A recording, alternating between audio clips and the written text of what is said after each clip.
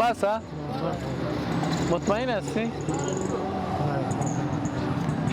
ایران بگی چند تا شد؟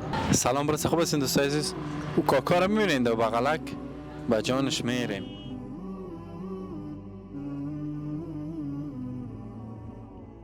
چطور هستی کاکا جان؟ شکر از خدا.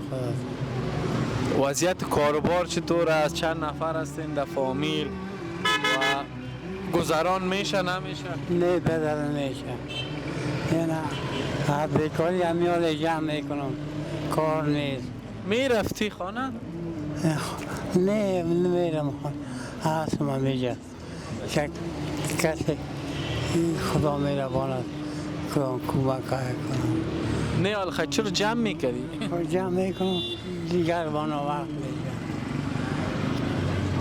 کاروبار نیست دیگر. چند نفر هستین در فامیل؟ 9 نفر. 9 نفر هستین؟ و تنها خود کار میکنی؟ بله. کسی دیگه نیست؟ کسی دیگه هست با فامیل که بیکار هستن، کار نیست. خب دیشب یادت چی خوردی کاکا؟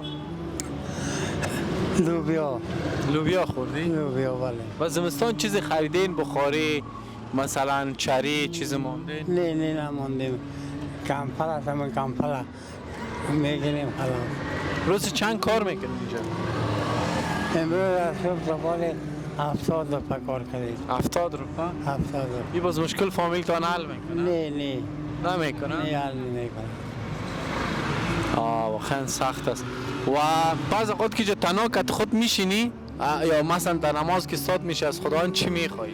از خداوند میخوایم که خدا مملکت ما را خوب کنه، دیگه روزگار ما خوب شود. روزه انشالله خدا مهربان است کاکا جان، تشویش نکن.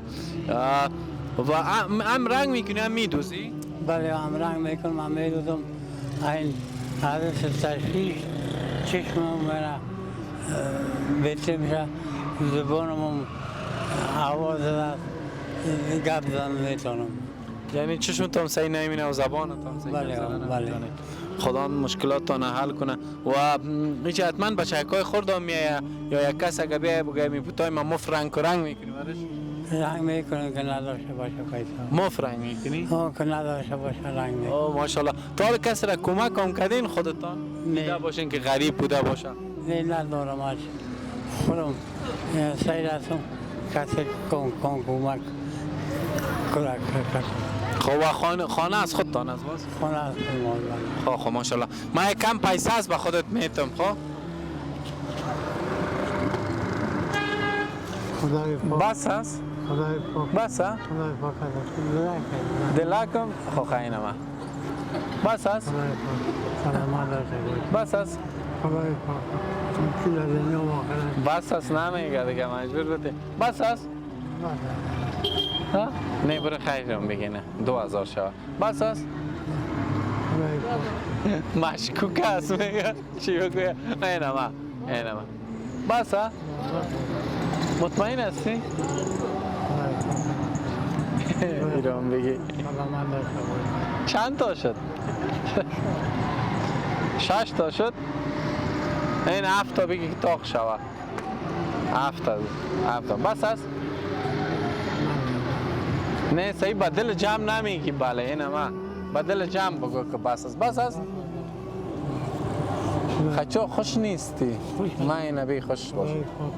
تو دیو واقعا کامیاب بود. ما خیلی خوش خبر؟ خوش هستم تا خانه خدا. خیر بینی 5000 روپیه از خودت کاکا جان خوبه؟